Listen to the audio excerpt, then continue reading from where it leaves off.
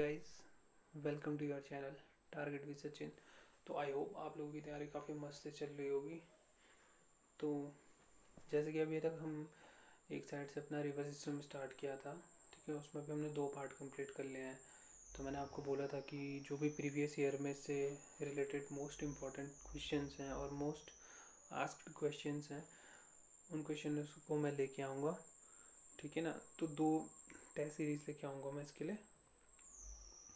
तो सबसे पहले हम आज कंप्लीट कर लेते हैं जो भी मोस्ट इंपॉर्टेंट क्वेश्चन है जो बार बार आते हैं, और यहाँ से अगर आपने ये क्वेश्चंस कर लिए तो आपका 1 नंबर कहीं नहीं जाएगा, ठीक है ना। तो चलिए स्टार्ट करते हैं, ठीक है। तो सबसे पहला क्वेश्चन है कि पुष्पावती नदी कहाँ से होके बहती है। तो याद रखिएगा, पुष्पा नदी कहाँ से होकर बहती है, तो फूलों की घाटी से होके बहती है, ठीक है ना। तो जो फूलों की घाटी है वहाँ से पुष्पावती नदी निकलती है, और जो हेमकुंड ग्लेशियर है वहाँ से क्या निकलती है, लक्ष्मण गंगा निकलती है। और दोनों कहाँ पे, घांगरिया वाले जगह पर मिलती है, और बाद में वो लक्ष्मण गंगा बनकर गोविंद घाट में मिल जाती है, ठीक है ना। और जो पुष्पों की घाटी है वहाँ से, फूलों की घाटी है वहाँ से एक क्वेश्चन और है इम्पोर्टेंट, ठीक है ना। तो इसे 2005 में क्या किया गया था, यूनेस्को की विश्व विरासत में शामिल किया गया था। कब किया गया था, तो 2005 में, ठीक है। नेक्स्ट क्वेश्चन देखते हैं। जो पूर्वी धौली गंगा है वो किसकी सहायक नदी है। तो जो पूर्वी धौली गंगा है वो किसकी सहायक नदी है, तो काली नदी की सहायक नदी है, ठीक है ना। अभी हमने, जब हम आगे काली नदी तंत्र पढ़ेंगे या शारदा तंत्र बोलते हैं उसे, तो हम वहाँ पे सब चीज़ को क्लियर कर लेंगे। नेक्स्ट क्वेश्चन देखते हैं। किस स्थान से भागीरथी को गंगा के नाम से जाना जाता है, ठीक है ना। तो ये क्वेश्चन आपको पता है और काफ़ी बार एग्जाम में पूछा जाता है कि किस स्थान से भागीरथी को गंगा के नाम से जाना जाता है। तो देवप्रयाग से क्या करा जाता है, भागीरथी को देव गंगा के नाम से जाना जाता है, क्योंकि वहाँ पर क्या होता है, जो भागीरथी है और अलकनंदा है, सास और बहू, उन दोनों का संगम होता है, ठीक है ना। इसलिए उसे गंगा के नाम से जाना जाता है। नेक्स्ट क्वेश्चन देखते हैं। भागीरथी और अलकनंदा नदियों को किस और नाम से भी जाना जाता है। तो वही क्वेश्चन है, प्रीवियस ईयर में बहुत बार आया है। तो सास और बहू के नाम से जाना जाता है, जिसमें बहू कौन होती है, अलकनंदा, और जो सास है वो कौन होती है, भागीरथी नदी, ठीक है। नेक्स्ट क्वेश्चन है। सोमेश्वर, हवालबाग और रामनगर कस्बे किस नदी के किनारे बसे हैं। आप याद रखिएगा, जो प्रमुख नगर है नदियों के किनारे बसे, वो क्वेश्चन भी बहुत बार पूछा जाता है। तो जो सोमेश्वर, हवालबाग और रामनगर हैं, ये सब कहाँ है, कुमाऊँ एरिया में है। तो कुमाऊँ एरिया में किस नदी के किनारे है, तो कोसी नदी के किनारे हैं, ठीक है ना। नेक्स्ट क्वेश्चन है। राज्य की जो सबसे लंबी नदी है वो कौन सी है। तो राज्य की जो सबसे लंबी नदी है, मतलब ये सिर्फ राज्य की पूछा है, तो राज्य में जिसका सबसे ज़्यादा प्रवाह है वो कौन सी नदी है, काली नदी है। तो ये भी देख लेते हैं। जो काली नदी है उसकी लेंथ कितनी है, तो उसकी लेंथ है 252 किलोमीटर, ठीक है ना। जो यमुना है, तो यमुना की कितनी है, 136 किलोमीटर। भागीरथी, भागीरथी की कितनी है, 205 किलोमीटर, ठीक है ना। और काली नदी, काली नदी की जो टोटल लेंथ है वैसे वो कितनी है, 350, ठीक है ना, ओवरऑल। लेकिन जो उत्तराखंड में उसकी लेंथ कितनी है, 252 किलोमीटर। अलकनंदा, तो अलकनंदा की लेंथ कितनी है, वो है 135 किलोमीटर, ठीक है। तो ये इंपॉर्टेंट क्वेश्चन है जो बार बार पूछे जाते हैं, इन सबको आप याद रखेंगे। नेक्स्ट क्वेश्चन देखते हैं। जो यमुना नदी है, यमुना नदी की सहायक नदियाँ कौन कौन सी है। तो यमुना नदी, तो सबसे पहले तो यमुना नदी कहाँ है, तो यमुना नदी कहाँ से निकलती है, उत्तरकाशी से, उत्तरकाशी से निकलती है, ठीक है ना। तो उसके बाद क्या करती है, उसमें कौन सी नदी मिलती है, उसमें टोंस नदी मिलती है। टोंस नदी किन दो नदियों से मिलकर बनी होती है, तो टोंस नदी रुपिन और सुपिन से मिलकर बनी होती है, जो कि कहाँ, कालसी डाक पत्थर में किससे मिल जाती है, यमुना नदी से मिल जाती है, देहरादून में। तो इसकी कौन कौन सी सहायक नदी है, ऋषि गंगा, हनुमान गंगा, टोंस जो भी मैंने बताया था, आसन, कृष्णगाड़, बनागाड़। जो भी गाड़ नदियाँ हैं ना, सबसे पहले एक ट्रिक ये याद रखिएगा, जितनी भी गाड़ नदियाँ हैं वो सब मैक्सिमम किसकी हैं, यमुना नदी की सहायक नदियाँ हैं, ठीक है। तो इसमें हम ये सब चीज़ें याद रखें, जो भी गाड़ है वो किसकी है, यमुना नदी की सहायक नदियाँ हैं। और जैसे हमने उत्तरकाशी में पढ़ा था, जो यमुना नदी है वो कहाँ से निकलती है, तो यमुनोत्री कांठा यानी कि जो बंदरपूर श्रेणी है वहाँ से निकलती है और आगे जाकर कालसी तक चलेगी। और जो सुपीन है वो कहाँ से निकलती है, स्वर्गारोहिणी से। और जो रुपीन है वो कहाँ से निकलेगी, डोडरा क्वार हिमाचल प्रदेश से। ठीक है ना, तो ये चीज़ें हम इसमें याद रखेंगे। नेक्स्ट क्वेश्चन देख लेते हैं। नेक्स्ट क्वेश्चन है, राज्य के सबसे पूर्वी भाग में बहने वाली नदी कौन सी है। तो राज्य के सबसे पूर्वी भाग में कौन सी नदी बहती है, तो उत्तराखंड राज्य है जो, उसका जो सबसे पूर्वी एरिया अगर है तो वो कौन सा है, पिथौरागढ़। कौन सा है, पिथौरागढ़। ठीक है, तो पिथौरागढ़ में कौन सी नदी बहेगी, तो काली नदी। आप सबको पता होगा कि काली नदी क्या करती है, पिथौरागढ़ और नेपाल के बीच क्या मध्य सीमा बनाती है। और अगर पूछ ले कि सबसे पश्चिमी नदी कौन सी है, तो सबसे पश्चिमी राज्य होते हुए हम चलेंगे तो सबसे पश्चिमी राज्य कौन सा है, देहरादून। तो उसमें वहाँ पे कौन सी नदी बहती है, यमुना नदी। ठीक है ना, तो सेम क्वेश्चन नेक्स्ट है कि राज्य में सबसे पश्चिमी भाग में बहने वाली नदी कौन सी है, तो यमुना है। आप मैप अगर आपको उत्तराखंड का पता होगा तो आप इजीली क्वेश्चंस बता देंगे। नेक्स्ट क्वेश्चन है, टोंस नदी से मिलने के बाद उत्तराखंड तथा हिमाचल का बॉर्डर बनाने वाली नदी कौन सी है, तो यह नदी भी कौन सी है, यमुना नदी है। क्योंकि हमें पता है जो टोंस नदी है वो जब वो क्या होती है, कालसी नामक स्थान पर क्या होती है, यमुना नदी से मिलती है। ठीक है ना, और यमुना जो है हिमाचल और दून के बीच में क्या बॉर्डर का निर्माण करती है।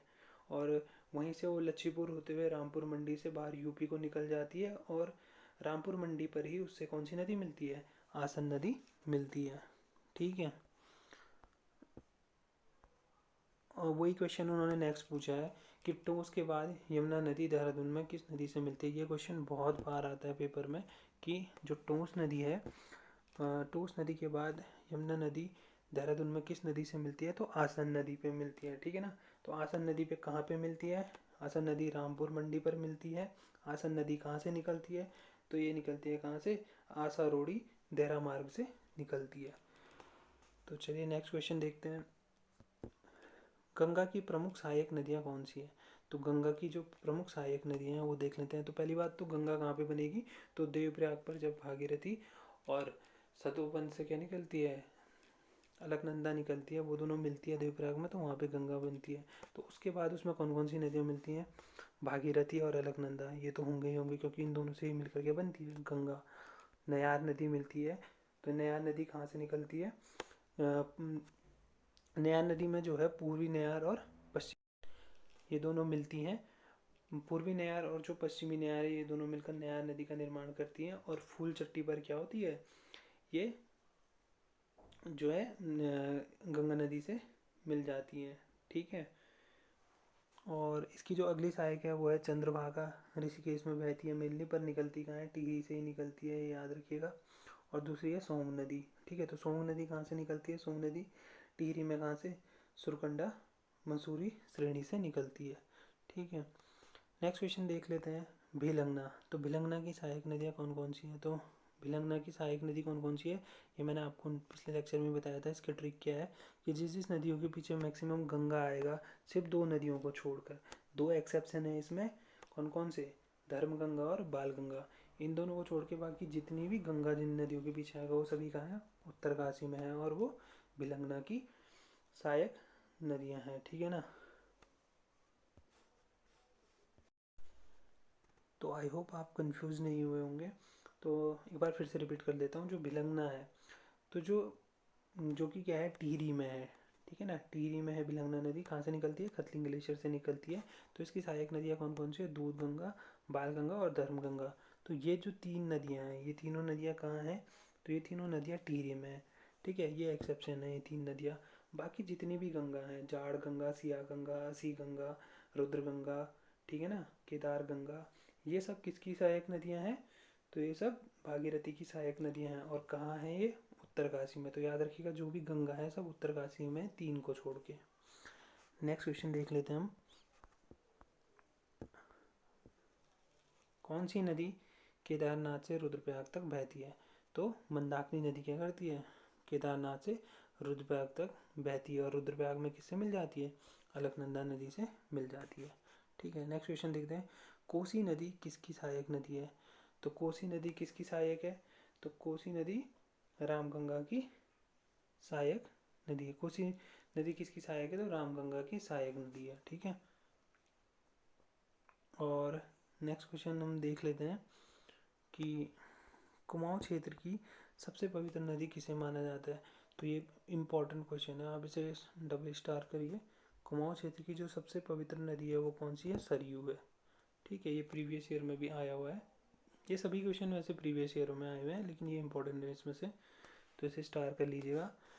नेक्स्ट हम देखते हैं सास बहू किन नदियों के उपनाम है? अभी हमने देखा था किस किस के, भागीरथी और अलकनंदा, जिसमें सास कौन है? भागीरथी, और बहू अलकनंदा। नेक्स्ट क्वेश्चन हम देख लेते हैं कि सास भागीरथी और बहू अलकनंदा का मिलन कहाँ होता है? तो भागीरथी और अलकनंदा का कहाँ पर संगम होता है? देवप्रयाग पर होता है, और देवप्रयाग से वो क्या बन जाती है? गंगा बन जाती है। ठीक है ना, और गंगा को राष्ट्रीय नदी का दर्जा कब दिया गया था? ये 2008 में दिया गया है। ये क्वेश्चन भी इम्पोर्टेंट है, इसे भी आप याद रखिएगा। ठीक है, नेक्स्ट क्वेश्चन देख लेते हैं अलकनंदा को और किस नाम से जाना जाता है? तो अलकनंदा को किस दूसरे नाम से जाना जाता है? तो अलकनंदा को दूसरा नाम है जो वो विष्णु गंगा है।